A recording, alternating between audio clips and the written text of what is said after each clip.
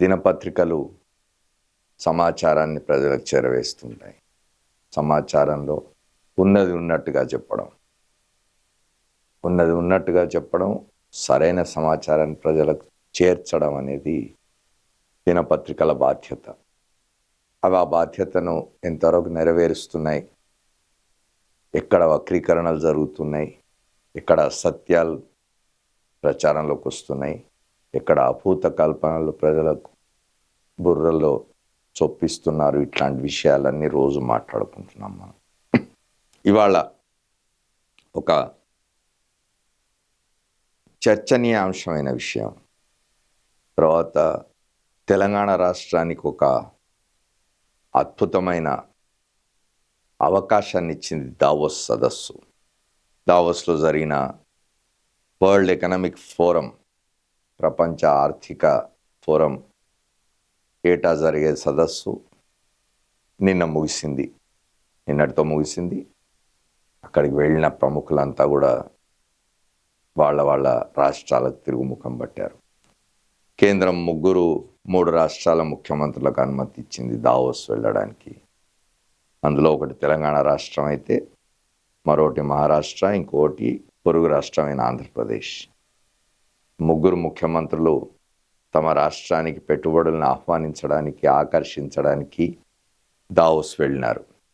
తెలంగాణకు ఒక మంచి వార్త ఏమిటంటే, గతంలో ఎన్నడూ లేని విధంగా, అంటే తెలంగాణ రాష్ట్రం ఏర్పడిన నాటి నుంచి ఇప్పటి వరకు ఈ 11 ఏళ్ల కాలంలో, 2014లో తెలంగాణ రాష్ట్రం ఏర్పడితే ఈ 11 ఏళ్ల కాలంలో ఎప్పుడు రానన్ని పెట్టుబడుల హామీలు 1,78,950 కోట్ల పెట్టుబడులకు రాష్ట్రానికి హామీలు లభించినాయి.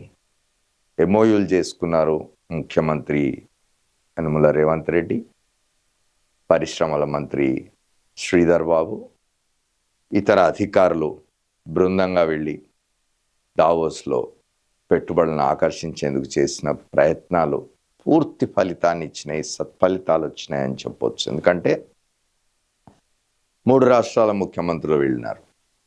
మహారాష్ట్ర ఎట్లాగూ ఈ దేశానికే ఆర్థిక రాజధాని అయిన ముంబై రాజధానిగా ఉన్న రాష్ట్రం మహారాష్ట్రతో తెలంగాణ నిన్న మొన్న ఏర్పడిన రాష్ట్రం, చిన్న రాష్ట్రం, అది పోలిక పెట్టుకోవడానికి, పోటీ పడడానికి వీల్లేదు. మహారాష్ట్రకు 16 లక్షల కోట్ల పైగా పెట్టుబడులు హామీలు వచ్చినాయి, ఎంఓయూలు కుదుర్చుకున్నారు. మహారాష్ట్ర ముఖ్యమంత్రి దేవేంద్ర ఫడ్నవీస్ నిన్న దావోస్లోని ఒక పత్రికాగోష్ఠిలో ప్రకటించినారు, 16 లక్షల కోట్లకు పైగా పెట్టుబడులు వచ్చినాయి. ఇదంతా కూడా ప్రధానమంత్రి నరేంద్ర మోదీ ఇమేజ్ కారణంగా వచ్చిందని చెప్తున్నారు ఆయన. మహారాష్ట్రతో నరేంద్ర మోదీకి ఏం సంబంధం? మహారాష్ట్ర రాష్ట్రం, దాని అభివృద్ధి, దాని సంక్షేమం, దాని పట్ల పెట్టుబడిదారులు ఆకర్షితులు కావడానికి ప్రధానమంత్రి నరేంద్ర మోదీకి ఏం సంబంధం లేదు. కానీ దేవేంద్ర ఫడ్నవీస్ భారతీయ జనతా పార్టీ నాయకుడు, ఆ పార్టీ తరఫున ఆయన ముఖ్యమంత్రిగా ఉన్నారు కాబట్టి ఆయన తన ప్రధానమంత్రికి ఆ క్రెడిట్ ఇచ్చుకున్నారు. దానిలో ఎవరికి అభ్యంతరం ఉండాల్సిన అవసరం లేదు. ఆ తర్వాత వచ్చింది తెలంగాణకు 1,78,950 కోట్ల పెట్టుబడుల హామీలు వచ్చినాయి, ఎంఓయూలు కుదుర్చుకున్నారు. రాష్ట్ర ప్రభుత్వం యొక్క సమర్థత ఎక్కడ ఉంటుందంటే ఈ ఎంఓయూల్ని సాకారం చేసుకునే విషయంలో ఉంటుంది. ఆ ఎంఓయూలు చేసుకున్న పెట్టుబడులన్నీ కూడా రాష్ట్రానికి వచ్చేట్టుగా చూసుకోవడం, ఎఫిషియన్సీ అనేది, అది అడ్మినిస్ట్రేషన్ మీద ఉంటుంది. ఇప్పుడు అధికారుల మీద ఆ బాధ్యత ఉంటుంది. రాజకీయ నాయకత్వం వెళ్ళింది, వాళ్ళని కన్విన్స్ చేసింది, పెట్టుబడులు తీసుకురావడానికి అవసరమైన వాతావరణం ఉన్నట్టుగా చూపించుకోగలిగింది, నిరూపించగలిగింది. ఆ విషయంలో రేవంత్ రెడ్డి అద్భుతమైన విజయం సాధించినట్టే. రేవంత్ రెడ్డి నాయకత్వంలోని ప్రతినిధి బృందం, ముఖ్యమంత్రి నాయకత్వంలోని ప్రతినిధి బృందం 100% ఫలితం సాధించినట్టే. వారు తిరుగు ప్రయాణం అయినారు, దుబాయ్ మీదుగా హైదరాబాద్ వస్తూ ఉన్నారు. వారు తప్పనిసరిగా అభినందనలకు అర్హులే. 3వ రాష్ట్రం, పొరుగు రాష్ట్రం ఆంధ్రప్రదేశ్.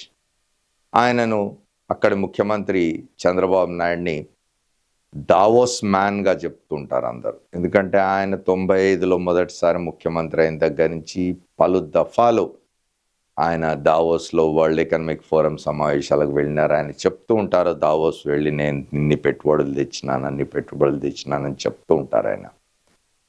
ఇప్పుడు మళ్ళీ ముఖ్యమంత్రిగా ఆయన తన కుమారుడు ఇద్దరు వెళ్ళినారు, కానీ పెట్టుబడులు ఏవి ఆకర్షించినట్టుగా లేరు. అధికారికంగా ఆయన కూడా ఎటువంటి పెట్టుబడులు వచ్చినట్టు ప్రకటన చేయలేదు. ఆయన చేయలేదు, ఆయనతో పాటు వెళ్ళిన ప్రతినిధి బృందంలోని మరో మంత్రి లోకేష్ బాబు చేయలేదు. ఇతర మంత్రులు కూడా ఎవరు ఇట్లాంటి పెట్టుబడులు వచ్చినాయని చెప్తున్నట్టుగా లేదు. ఇంకో పైగా ఆంధ్రప్రదేశ్ ముఖ్యమంత్రి చంద్రబాబు నాయుడు చెప్పింది ఏమిటి అంటే, దావోస్కు వచ్చేది అనుభవాన్ని సంపాదించడానికి, విషయాలు తెలుసుకోవడానికి, సంబంధాలు ఏర్పరచుకోవడానికి, ఇట్లాంటి వాటికి వస్తాను తప్ప పెట్టుబడులే ప్రధానం కాదు అన్నారు. రాష్ట్రానికి పెట్టుబడులు రావడం లేదు కాబట్టి ఆ మాటలు మాట్లాడవచ్చు.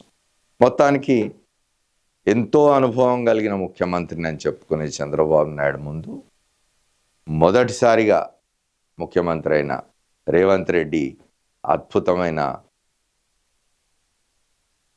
అద్భుతంగా తన పర్ఫార్మెన్స్ చూపించినారనే విషయంలో ఎటువంటి సందేహం ఉండాల్సిన అవసరం లేదు. రేవంత్ రెడ్డి బృందానికి అభినందనలు. వెల్లువెత్తిన పెట్టుబడులు అని చెప్పి ఈనాడు దినపత్రిక వార్త చెప్తూ ఉన్నది. దీనికి సంబంధించి వివరాలు కూడా ఇచ్చింది. ఎక్కడ ఏ సంస్థ ఎన్ని పెట్టుబడులు, ఏ పరిశ్రమ ఎన్ని పెట్టుబడులు పెట్టడానికి అంగీకరించింది, ఎంఓయూలు కుదుర్చుకున్నాం అనే విషయాలు కూడా వివరాలన్నీ ఇచ్చినారు. Artificial intelligence, green energy, data సెంటర్లకు కీలకంగా తెలంగాణ గత ఏడాది కన్నా 4 రెట్లు అధిక పెట్టుబడులు. ప్రతిపక్షాలు విమర్శిస్తాయి,